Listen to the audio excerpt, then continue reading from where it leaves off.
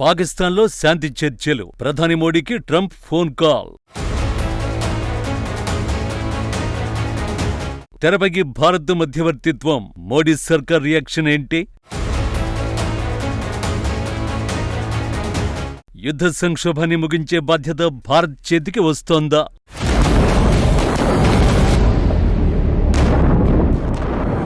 April 12వ తేదీ పాకిస్తాన్ రాజధాని ఇస్లామాబాద్లో ఒకటే హడావిడి. ఆ దేశ పాలకులు, సెలబ్రిటీలు తమ దేశం ఒక శాంతి కపోతమని, పశ్చిమాసియా యుద్ధ సంక్షోభాన్ని ముగించే సత్తా తమ దేశానికే ఉందని తెగ ఓదరగొట్టారు. పాక్ క్రికెటర్లైతే పాకిస్తాన్లో పుట్టడం పూర్వజన్మ సుకృతమంటూ సోషల్ మీడియాలో రెచ్చిపోయారు. చర్చలు జరిగాయి, కానీ శాంతి నెలకొనలేదు. సరికదా, మరింత అశాంతి పెరిగింది. ఎందుకంటే వేదికైతే ఇచ్చారు, కానీ ఇరుపక్షాలను శాంతి దిశగా ఒప్పించే సత్తా పాక్ పాలకులకు లేదు. వారికి తెలిసిందల్లా ఉగ్రవాదులు, ఉన్మాదులతో ఇండియాలో అశాంతి రగల్చడం, ప్రపంచానికి పెను శాపంగా మిగలడం మాత్రమే. చివరికి అదే నిజమని నిరూపిస్తూ శాంతి చర్చల్లో ఫలితాన్ని రాబట్టలేకపోయారు. ఈ ప్రయత్నం ద్వారా తమ ఫేట్ మారిపోతుందని పగటి కలలు కన్నారు. కానీ చివరకు శాంతి చర్చలకు వేదికైన స్టార్ హోటల్ బిల్లులు కూడా చెల్లించలేక అంతర్జాతీయ సమాజం ముందు ఇజ్జత్తు మొత్తం తీసేసుకున్నారు.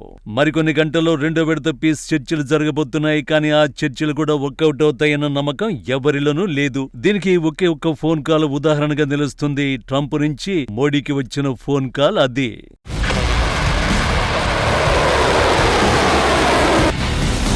40 నిమిషాలు, అక్షరాల 40 నిమిషాల పాటు ప్రధాని మోడీతో ఫోన్ కాల్లో చర్చలు జరిపాడు ట్రంప్. సాధారణంగా ఇది పెద్ద మ్యాటర్ కాదు. ఇద్దరు నేతల మధ్య అప్పుడప్పుడు ఇలా ఫోన్ సంభాషణలు జరుగుతూనే ఉంటాయి. కానీ పాకిస్తాన్లో రెండో విడత శాంతి చర్చల ప్రకటన చేసిన వెంటనే మోడీకి డయల్ చేశాడు ట్రంప్. ఇరాన్పై యుద్ధం ప్రారంభమయ్యాక ప్రధాని మోడీతో అమెరికా అధ్యక్షుడు ఫోన్లో సంభాషించడం ఇది రెండోసారి. ఓవరాల్ గా ఈ ఏడాదిలో మూడోసారి. పశ్చిమాసియాలో పరిస్థితుల్లో హార్ముజ్ జలసంధిని తెరవడం, భారత్ అమెరికాల మధ్య ద్వైపాక్షిక సహకారం, మరికొన్ని రోజుల్లో రెండు దేశాల మధ్య కుదరనున్న కీలక ఒప్పందాలు తదితరాలపై ప్రధానంగా చర్చించినట్లు ప్రధాని మోడీ సోషల్ మీడియా వేదికగా వెల్లడించారు. మిత్రుడు డొనాల్డ్ ట్రంప్ నుంచి ఫోన్ కాల్ వచ్చింది. వివిధ రంగాల్లో ద్వైపాక్షిక సహకారంలో సాధించిన గణనీయ పురోగతిని సమీక్షించాం. అన్ని రంగాల్లో సమగ్ర అంతర్జాతీయ వ్యూహాత్మక భాగస్వామ్యాన్ని మరింత బలోపేతం చేసేందుకు కట్టుబడి ఉన్నాం. పశ్చిమాసియాలో పరిస్థితులపైన చర్చించాం. హార్ముజ్ను తెరవడం, సురక్షితంగా ఉంచాల్సిన అవసరం ఎంతైనా ఉంది అని మోడీ పేర్కొన్నారు. కానీ పాక్లో రెండో విడత శాంతి చర్చలకు కొద్ది గంటల ముందే ట్రంప్ మోడీకి ఎందుకు కాల్ చేశాడు?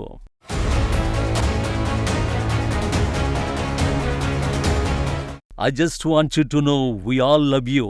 మేమంతా నిన్ను ప్రేమిస్తున్నామని నువ్వు తెలుసుకోవాలని కోరుకుంటున్నాను అని మోడీతో ట్రంప్ అన్నాడు. ట్రంప్ నుంచి ఈ తరహా ఎమోషనల్ ప్రకటనలు అరుదుగా వస్తాయి. ఇప్పుడు కూడా భారత్తో ఏదో పెద్ద పని పడింది కాబట్టి స్నేహబంధాన్ని గుర్తు చేసే ప్రయత్నం చేశారు అనే వాదనలు వినిపిస్తున్నాయి. ట్రంప్ నేరుగా భారత్ను మధ్యవర్తిత్వం చేయమని అడగకపోయినా పరోక్షంగా భారత్ ప్రాముఖ్యతను పాకిస్తాన్, ఇరాన్లకు గుర్తు చేశాడు అనేది విశ్లేషకులు చెబుతున్న మాట.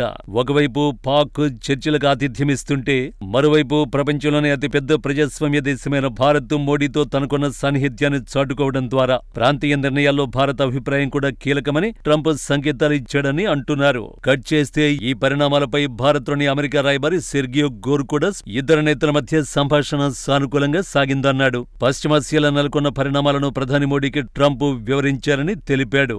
అప్పుడే భారత్ మధ్యవర్తిత్వంపై కీలక ప్రకటన చేశాడు. పశ్చిమాసియాలో శాంతికి భారత్ ప్రయత్నిస్తానంటే స్వాగతిస్తామని పేర్కొన్నాడు. ఢిల్లీ మధ్యవర్తిత్వంపై తమకు ఎలాంటి అభ్యంతరం లేదని, అయితే ఈ నిర్ణయం తీసుకోవాల్సింది భారత్ మాత్రమేనని స్పష్టం చేశాడు.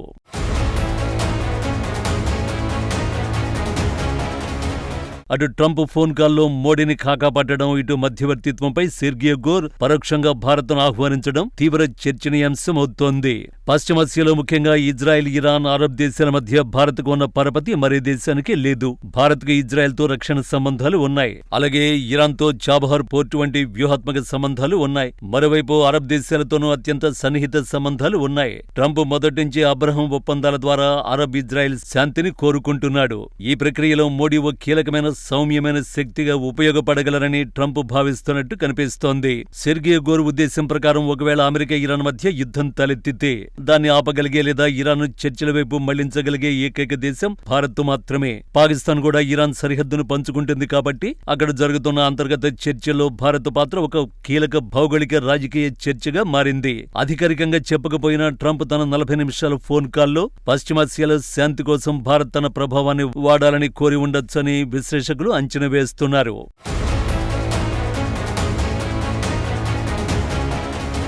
ట్రంప్ అమెరికా ఫస్ట్ విధానం ప్రకారం అమెరికా నేరుగా యుద్ధాల్లో తలదూర్చడం కంటే భారత్ వంటి మిత్రదేశాల ద్వారా దౌత్యపరమైన పరిష్కారాలు కనుగొనాలని చూస్తాడు. ఇరాన్తో మాట్లాడడానికి, ఇజ్రాయెల్ను సంయమనంతో ఉండమని చెప్పడానికి మోడీకి ఉన్న క్రెడిబిలిటీని ట్రంప్ వాడుకోవాలని చూస్తున్నాడనేవారు ఉన్నారు. నిజానికి ఈ సంక్షోభం ముగియాల్సిన అవసరం భారత్కు కూడా చాలానే ఉంది.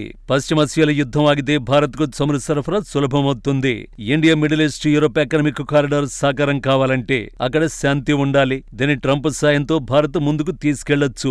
ట్రంప్ తన విదేశాంగ విధానంలో భారత్ను ఒక స్ట్రాటజిక్ యాంకర్ లాగా చూస్తున్నాడు. అందుకే సెర్గియో గోర్ వంటి నేతలు భారత మధ్యవర్తిత్వం గురించి అంత నమ్మకంగా మాట్లాడుతున్నారు. కానీ సెర్గియో చెప్పినట్టు ఈ విషయంలో నిర్ణయం తీసుకోవాల్సింది భారత్ మాత్రమే. మరి మోడీ సర్కార్ ఆ దిశగా నిర్ణయం తీసుకుంటుందా? ఇప్పుడు ఇదే మిలియన్ మార్క్ మిస్టరీ ప్రశ్న.